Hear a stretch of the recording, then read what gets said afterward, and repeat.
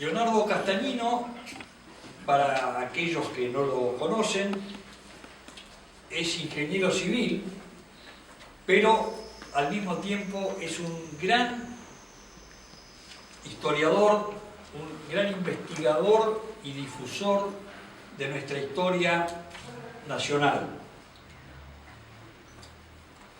Es nacido en la provincia de La Pampa, de modo que también tenemos un hombre del interior, y aparte que ha recorrido por su trabajo todo el territorio argentino, desde el Chaco, el Mendoza, el sur, y realmente se ha destacado en difundir la historia a través de sus libros, a través de publicaciones periódicas, en programas radiales y de televisión, es decir, es un hombre que aprovecha las técnicas modernas para difundir los temas históricos. Y por eso él es el fundador de la Gaceta Federal en Internet, ese extraordinario forma de difundir nuestra historia, que lo hace todos los días y que profundiza a través de documentos, en fin, realmente es sumamente importante, y para aquellos que no conocen esta página es www.lagaceta.com.ar. Así que se las recomiendo acudir a este sistema tan moderno de comunicación para tener acceso a los temas históricos. Como historiador es autor de 3 importantes libros de historia. Juan Manuel de Rosas, Sombras y Verdades, La Guerra del Paraguay, la Triple Alianza contra los Países del Plata, y Juan Manuel de Rosas, La Ley y el Orden. Además, también ha escrito sobre otros temas, como quién inventó el dulce de leche, ha escrito también Historias de La Pampa, ese anecdotario donde él recuerda personajes, situaciones de La Pampa de su infancia, de sus abuelos, en fin. Realmente es un gran lujo tenerlo entre nosotros a Castagnino. Y hoy nos va a hablar sobre Francia, Artigas y Rosas, la línea federal. Este es un libro que ha terminado el profesor Castagnino, todavía no está inédito, pero cuando me comentó de ese estudio tan importante que él había hecho, yo le dije, tenés que venir al instituto y hablar sobre el tema, porque realmente para todos nosotros es algo fundamental, que es el principio mismo de la línea federal. Es decir, Gaspar Rodríguez de Francia, desde la revolución en el Paraguay, que es en 1811, después de que fuera Belgrano y demás, fue uno de los que precisamente tenía la idea de confederación, y es la misma idea que tenía paralelamente en la misma época Artigas. De modo que son 2 figuras las primeras que empezaron con la idea de una confederación federal como sistema de gobierno. Después, más adelante, viene Manuel Dorrego y finalmente aparece Juan Manuel de Rosas luego del fusilamiento de Dorrego como líder del pensamiento federal.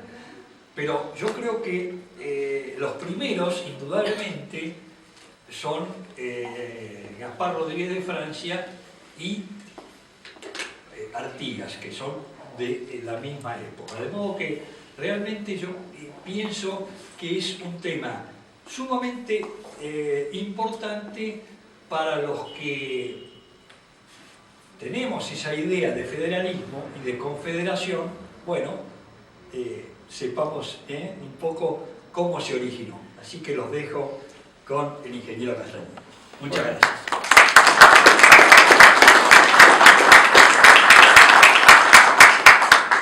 Bueno, gracias a todos por la presencia y al instituto que me convocó para esta charla.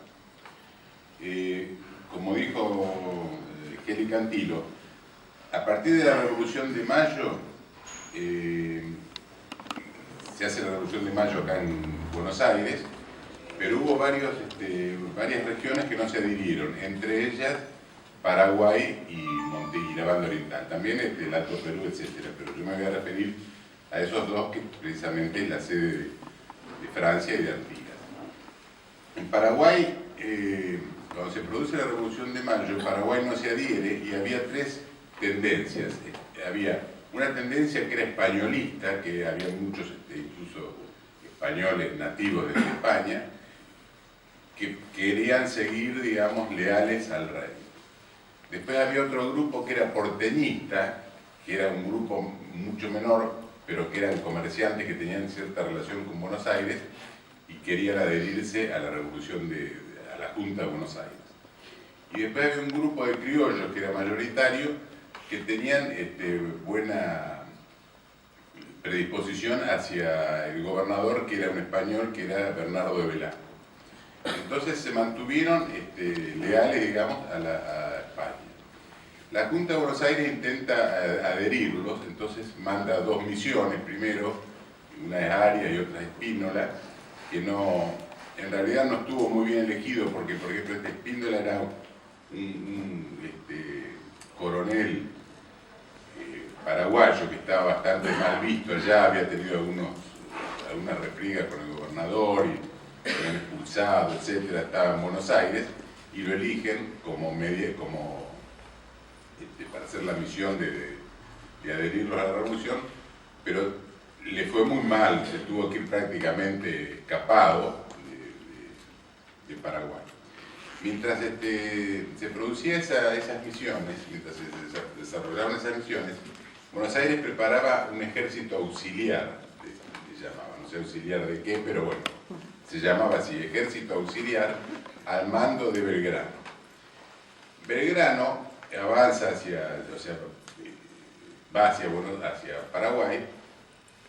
A mi entender un poco inocente, pensó que cuando llegara todos los paraguayos iban a adherir a él como que iba como libertador.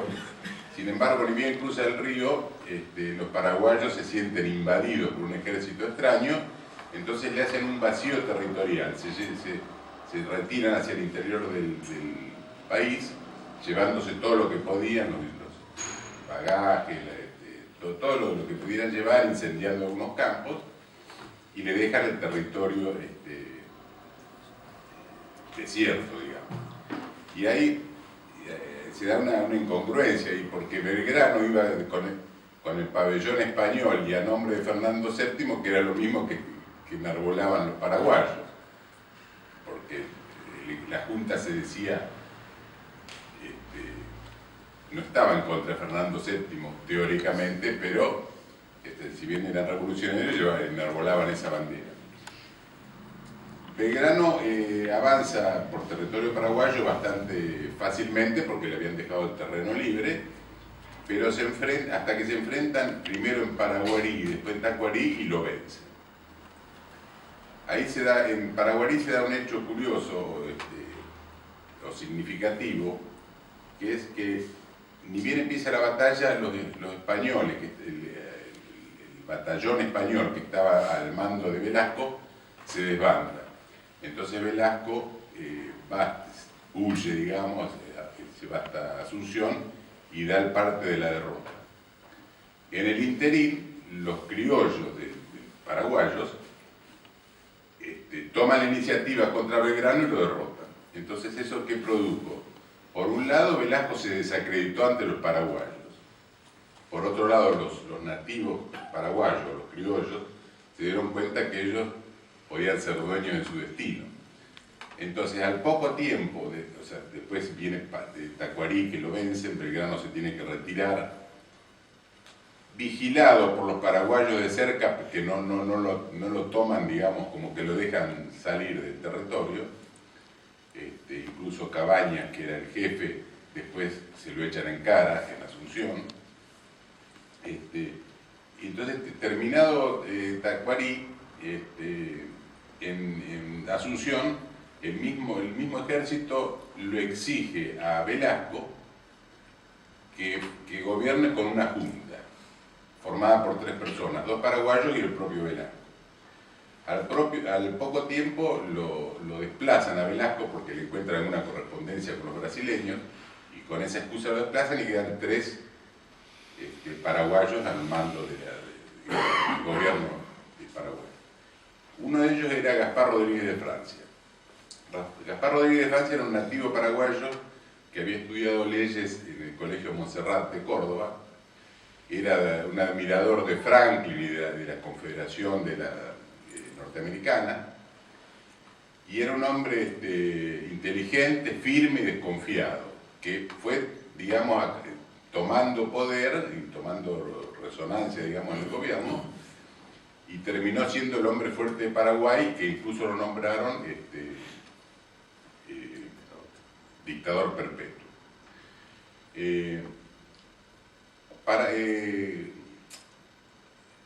Francia, o la Junta Asunceña, pero por letra de Francia, le manda una nota a la Junta de Buenos Aires proponiéndole formar una confederación de provincias autónomas donde ninguna tuviera preponderancia sobre las demás.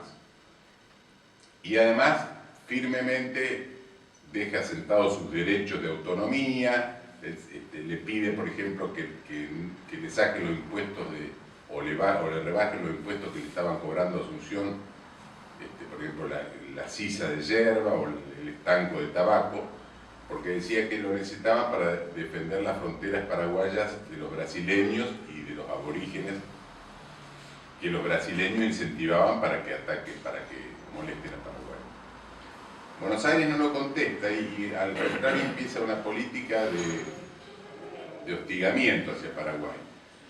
Le entorpece la navegación del río, le aumenta los impuestos, incluso le toma una flotilla que estaba en Corrientes y le decomisa las mercaderías. Los paraguayos la recuperan por las armas. O sea, en vez de... empieza en Buenos Aires a hacer como una política de enfrentamiento contra Paraguay, y eso que provoca que Paraguay se empieza a aislar, digamos. Francia era muy firme, muy decidido, digamos. Entonces hace una política de aislamiento. Cierra la frontera, no deja entrar a nadie. A partir de ahí no participó más en las guerras civiles de las demás provincias, ni tampoco en la guerra de la independencia. Hace su propio comercio de trueque con otras, incluso con Brasil, o con Europa, con trueque, con sus propios barcos. No deja entrar extranjeros, ni masonería, ni toma créditos extranjeros. Divide la tierra en pequeñas porciones y le da a los paraguayos para que la trabajen, a pequeños productores. Deja unas estancias de la patria, que llamaba ella, que eran de mayor extensión, y ahí fabrica implementos agrícolas que le dan a los productores, ganadería, etc. Así que A través del tiempo, Paraguay llegó a ser un país realmente autónomo e independiente de los demás, con su propio ferrocarril, telégrafo, etc., en épocas posteriores. Durante el gobierno de Rosas, la relación que hay entre Francia y Rosas es que Rosas le manda a un emisario que se llamaba Arocena y tienen una conversación privada ahí con Francia y llegan a un acuerdo. Paraguay iba a pedir la separación como provincia, como un país aparte, y tampoco Rosas la iba a incorporar por la fuerza. Ese status quo se mantiene hasta la muerte de Francia en 1840. Cuando muere Francia, asume Carlos Antonio López, que es un poco más aperturista.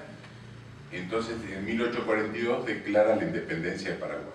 Los brasileños, por supuesto, se la aprueban enseguida porque, claro, estaban reconociendo la separación de una provincia argentina. Y Antonio López manda un emisario a Buenos Aires para que Rosas le apruebe la independencia. Bueno, lo atienden muy bien, están, no sé, acá un mes o dos, y Rosas le contesta a Paraguay con dos notas. Una nota oficial, digamos, donde le decía que él ni aprobaba ni desaprobaba la separación, pero que en todo caso no le correspondía a él decidirlo, sino que tenían que decidirlo las demás provincias, porque era una confederación, y que ahora estaban en conflicto con Bolivia, con los franceses, etcétera, que cuando fuera oportuno se iban a juntar y lo iban a decidir. Eso le dice en la nota oficial. Y en la nota confidencial le dice, no nos conviene separarnos, dice, pues nos vamos dice, se van a llenar de logias y de extranjeros, como nos pasa a nosotros, que ahora no sabemos qué hacer. Dice, nos vamos a debilitar los dos, dice, y nos van a invadir los brasileños, que fue lo que pasó después, ¿no? En 1852, en Caseros, y en la guerra Paraguay, que destruyeron todo Paraguay. Así que yo creo que Francia fue uno de los primeros, el primero que propuso una confederación de provincias autónomas. A su vez en Montevideo, en la banda oriental, ¿qué pasó? Montevideo se mantuvo leal a las autoridades españolas. Artigas, que en ese momento era oficial blandengue, oficial español blandengue, deja el puesto y con 2 o 3 acompañantes se viene a Buenos Aires y le ofrece a la Junta llevar las banderas de la revolución hasta Montevideo. Bueno, Buenos Aires lo acepta, le da, más que nada le da ánimo porque prácticamente no le financia nada. Y en el interín de su regreso, se demora algunos días en Entre Ríos, entonces mientras tanto se produce en Uruguay un hecho llamado, que se conoce como el Grito de Ascencio. Un paisano del campo, un capataz conocido de la campaña y una persona de la milicia convocan a la orilla del río Ascencio a la gente. Se juntan, eran casi todos ganaderos, peones, incluso hasta indígenas había. Entonces se declaran en rebelión contra las autoridades de Montevideo y el monopolio del comercio español. Cuando llega Artigas, claro, fue el caudillo natural, porque todos lo conocían ya de toda la actuación que había tenido antes en la campaña. Y los porteños llegan a un acuerdo con Delío y le dejan la campaña, la jurisdicción a Delío, sobre todo en la banda oriental. Entonces Artigas se tiene que retirar a Entre Ríos, después regresa, etc. Entonces, en 1813, el Congreso en Buenos Aires congregan un congreso que se conoce como la Asamblea del año 13. Lo invitan a Paraguay a que mande diputados. Paraguay, con distintas excusas de tiempo, que no podían, por falta de tiempo, no podían juntar los cabildos y nombrar a los diputados, no manda. Pero Artigas sí, manda 5 diputados por cada región que se componía la banda oriental. Y los manda con algunas instrucciones, que son más o menos de 20 puntos. bueno, habla de formar una confederación de provincias autónomas, prácticamente lo mismo que decía Francia, donde ninguna tenga preponderancia, etc. Y en un artículo específico ponía: la capital debe estar necesariamente fuera de Buenos Aires. Bueno, ya con esa cláusula directamente el Congreso, que estaba dominado por los directoriales de Alvear, etcétera, directamente rechazan la incorporación de los diputados con alguna excusa formal de firma, etcétera, y no los dejan participar en el Congreso. Entonces, ahí se empieza a abrir más todavía la fisura entre Artigas y Buenos Aires. Eso fue en 1813. A partir de ahí, hay varias provincias que entran en disidencia con Buenos Aires y le piden la protección a Artigas. Entonces forman la Liga Federal, que terminó formada por la banda oriental, Entre Ríos, Corrientes, Misiones, Santa Fe y Córdoba. Y se gobernaba desde un pueblo que se fue formando ahí en ese momento, que se llama Purificación, que no existe más, que queda ahí próximo a Paysandú, donde está, ahora está le llaman la meseta Artigas, hay un monumento ahí de Artigas, y ahí cerquita está.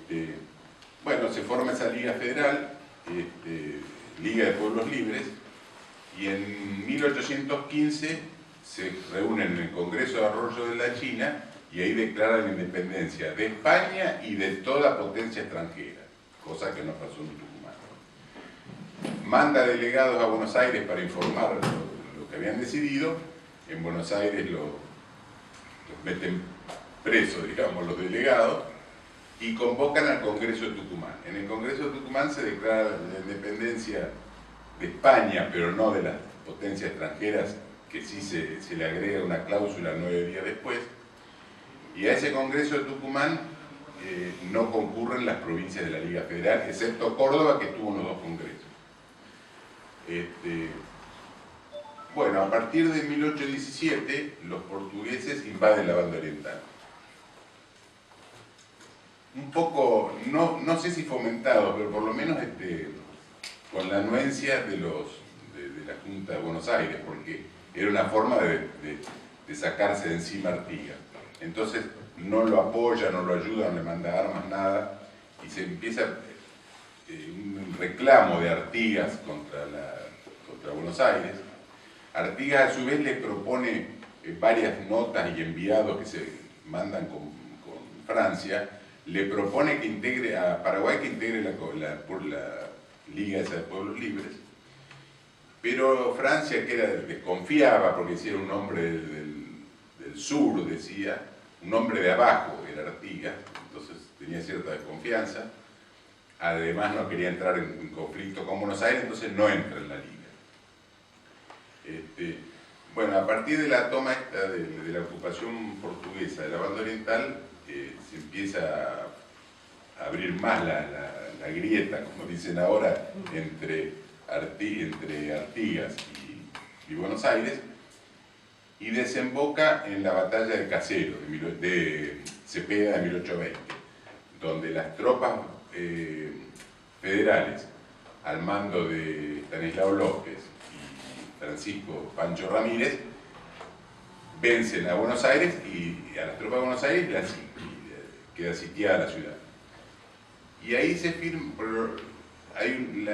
los porteños, digamos, diplomáticamente convencen, digamos, llegan a un arreglo con los federales y firman el Pacto de Pilar. Y en ese pacto, claro, Ramírez se veía un poco como el próximo sucesor, digamos, el hombre fuerte de la Confederación. Y entonces Artigas lo dejan de lado, no dicen nada de desocupar la banda oriental, etc. ¿Esto qué pasó? Artigas se lo reclama fuertemente a Ramírez, le echa en cara que lo hayan dejado de lado, Ramírez le contesta airadamente y se enfrentan. Se enfrentan, con las armas, tienen varias batallas con distintos resultados de ambos bandos, hasta que Artigas termina exiliado con un grupo de gente en Paraguay. hasta su muerte en 1850. Artigas no quiere saber más nada de volver, lo fueron a ver varias veces, pero no quiso saber más nada, y muere en 1850. Artigas siempre decía: yo soy argentino nacido en la banda oriental, porque él nunca quiso separarse. Él quería formar una confederación con Uruguay, no separar a Uruguay. Bueno, después de Artigas, del exilio de Artigas, en 1825 un grupo de orientales que estaba acá en Buenos Aires hacen la gesta de los estancieros orientales, que se llama, que fue incluso financiada por algunos estancieros por Anchorena, por Rosa y por algunos más. Entonces 33 orientales desembarcan en la orilla oriental del Uruguay, se le empieza a adherir más gente hasta que forman en el Congreso de la Florida, hacen un congreso y ahí se declaran independientes de Brasil. Yo voy a leer una frase de ese congreso, de lo que resolvió el congreso, porque vale la pena. Voy a leer textual porque sería una lástima perder algunas palabras. Pero dice así, en el artículo primero dice que declara írritos, nulos, disueltos y de ningún valor para siempre todos los actos de incorporación, reconocimiento, aclamaciones y juramentos arrancados a los pueblos de la provincia oriental por la violencia de la fuerza unida a la perfidia de los intrusos poderes de Portugal y el Brasil, que han tiranizado, hollado y usurpado sus inalienables derechos y sujetándole al yugo de un absoluto despotismo desde el año 1817 hasta el presente de 1825. Y por cuanto el pueblo oriental aborrece y detesta hasta el recuerdo de los documentos que comprenden tan puñosos actos, y en el artículo segundo agrega: reasumiendo la provincia oriental la plenitud de los derechos, libertades y prerrogativas inherentes a los demás pueblos de la tierra, se declara de hecho y de derecho libre e independiente del rey de Portugal, del emperador de Brasil y de cualquier otro del universo, con amplio y pleno poder para darse la forma que en uso y ejercicio de su soberanía estime conveniente, para resolver y sancionar todo cuanto tienda a la felicidad de ella, declara que su voto general, constante, solemne y decidido es y debe ser por la unión con las demás provincias argentinas, a que siempre perteneció por los vínculos más sagrados que el mundo conoce. Por tanto, ha sancionado y decreta por ley fundamental la siguiente: queda la provincia oriental del Río de la Plata unida a las demás por este nombre en el territorio de Sudamérica, por ser la libre y espontánea voluntad de los pueblos que la componen, manifestada en testimonios irrefragables y refuerzos heroicos del primer periodo de la regeneración política de dichas provincias. O sea que ahí se estaba cumpliendo el deseo de Artigas, digamos, el ideal de Artigas de reincorporarse a la Confederación Argentina. Después, bueno, después vino incluso la guerra con Brasil a raíz de esto, que la gana la Confederación en Ituzaingó, y Rivadavia y sus compinches le regalan todos los brasileños. Bueno, no se quedaron con Uruguay, pero prácticamente, bueno, la separaron, digamos, tuvo mucha influencia. Así que, bueno, eso es más o menos la trayectoria de Artigas. Con respecto a Rosas, bueno, yo ya dije lo que había pasado durante su relación con Francia. La cuestión que ha asumido Rosas, él hace el pacto federal entre Buenos Aires, Entre Ríos y Santa Fe, que era un pacto como de mutuo acuerdo y de defensa, y lo nombran a Rosas como representante de Relaciones Exteriores. También hace la ley de aduanas donde favorece, de 1835, donde favorece a las provincias, que se lo agradecen. Y después tiene todas las actuaciones han sido siempre de respeto hacia las demás provincias. Por ejemplo, cuando Rivera se pelea, lo destituye a Oribe y se arma una guerra entre ambos, Rosas le manda un ejército auxiliar al mando de Oribe. No es que invade la banda oriental, sino que le manda a Oribe, que era el federal, le manda un ejército y le dice, digamos, en ayuda, ¿no? Cuando se forma la Liga del Norte, en 1840 pasa lo mismo, que era Lavalle, Paz y La Madrid, manda un ejército y lo manda al mando de Oribe porque no era el ejército de Buenos Aires que invadía la República, sino que iba al mando de Oribe. Bueno, lo de la independencia de Paraguay ya lo dije. Después, cuando hubo la revolución de Corrientes, una revolución unitaria en Corrientes, Carlos Antonio López lo manda al hijo, a Francisco Solano López, con 10.000 soldados, a apoyar la revolución. Y Rosas le ordena a Urquiza que los desaloje, pero que de ninguna manera pase el río. O sea, siempre respetaba, digamos, a las demás provincias, ¿no? Cuando la guerra de la Confederación Peruano-Boliviana, que el gobernador era Santa Cruz, Santa Cruz pretendía adherir las provincias, separar las provincias de Salta y Jujuy.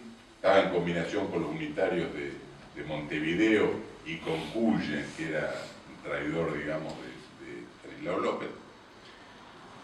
Se arma una guerra, la gana la Confederación Argentina, con Chile, que también intervenía, y los generales le proponen a Rosas, bueno, esta es la oportunidad para incorporar a Bolivia. Y Rosas, en una carta que le escribe a Pacheco, que era jefe del ejército, le dijo, eso no va a suceder mientras yo esté en el gobierno, porque sería aprovecharnos de la desgracia de un pueblo hermano que va a crear un rencor para siempre. Dejemos que se organicen y después invitémoslos a que formen parte de la Confederación. Lo mismo sucedió durante la guerra con los anglo-franceses, porque vencidos los anglo-franceses empezaron a negociar con Rosas una paz y querían negociar una paz con Oribe por separado. Y Rosas nunca le permitió, le dijo, no, Oribe es parte de la Confederación, entonces la paz se hace con todos. Y después hay un documento notable, cuando Quiroga va de mediador en un conflicto que había entre las provincias de Salta y Jujuy, se junta por el mismo pedido de Quiroga, se juntan en la hacienda de Figueroa, que acá en Carmen de Areco, y tienen una conferencia de un día, y entonces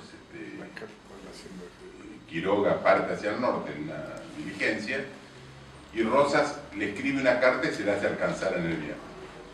Y en esa carta, bueno, que es muy larga, es notable porque en una parte habla de la Constitución y de formar un Congreso Constituyente y todo. Entonces Rosas le dice no se puede formar un cuerpo sano con miembros enfermos. Primero se tiene que organizar cada provincia y después dictar una constitución que las represente unidas. Dice, porque la constitución no une a los pueblos, sino que los representa unidos. Y le he dicho otra frase también, que es prácticamente coincidente con las instrucciones de Artigas de que la capital debería estar fuera de Buenos Aires. Para terminar voy a leer 2 o 3 frases de algunos personajes importantes que demuestran esta política o filosofía de liberales, de romper, digamos, de unirse al mundo, de todas estas ideas unitarias, ¿no? Por ejemplo, Mitra, en la Nación Argentina, confiesa, dice, viene ahora el turno a Paraguay. El Paraguay, que es la negación de los propósitos de la Alianza de 1851, se encuentra hoy precisamente por eso unida al gobierno a Montevideo. O sea, está Casero y la guerra Paraguay, una línea, digamos, que nos ponían los unitarios. El 29 de septiembre de 1868, en un banquete de la masonería, que le hace Sarmiento a Mitre, le hace Mitre a Sarmiento, le dice, ¿qué es Sarmiento? Mostrando un instrumento masónico, ¿no? Dice, ¿qué es Sarmiento? Un pobre hombre como yo, un instrumento como este le muestra un compás, ¿no? Y después Vicente Fidel López, en la Cámara de Diputados, dice, ¿qué somos ahora? No somos sino agentes serviles y pagados a módico precio de las plazas extranjeras. Quiere decir que en la guerra Paraguay los que se beneficiaron fueron los ingleses, que no gastaron una gota de sangre y se quedaron con todo, ¿no? Hay un libro que se llama Los orígenes de la guerra de Triple Alianza, que es de Pelan Orton Box, que lo tradujeron al castellano, y en una frase, en una parte dice, los aliados fueron a liberar a los guaraníes del tirano y a abrir de par en par las puertas de la civilización moderna en forma de concesiones, financiación, inversiones extranjeras y otras emanaciones de las bolsas de Berlín, Londres, Nueva York y Buenos Aires. Las bendiciones del laissez-faire reemplazaron a los males del paternalismo y, como de costumbre, el campesino se convirtió en peón explotado y sin tierra. Por su parte, Avellaneda dice otra frase bastante demostrativa, dice, la guerra más expectable que ha presentado la América del Sur después de su independencia tendrá en breve su último episodio para ofrecerle al comercio, a la habitación y a la industria de todos los hombres. No sé con qué derecho ofrecía Avellaneda la industria paraguaya a todos los hombres, ¿no? Y Mitre, refiriéndose también a la guerra de Paraguay, dice, cuando nuestros guerreros vuelvan de su larga y gloriosa campaña, podrá el comercio ver inscritas en sus banderas los grandes principios que los apóstoles del libre cambio han proclamado para mayor alegría y felicidad de los hombres. Así que bueno, yo creo que se ve claramente, digamos, cuál es la línea federal, digamos, ya sea por la autonomía de las provincias y además por esa filosofía política, y se ve claramente cuál es la línea federal y la línea unitaria. Por eso yo el libro mío que decía que hacía referencia a Kelly Cantilo, lo llamé así, Francia, Artigas y Rosas, la línea federal. Así que bueno, eso sería todo. No sé si fui muy largo o muy corto, a veces me apuro porque...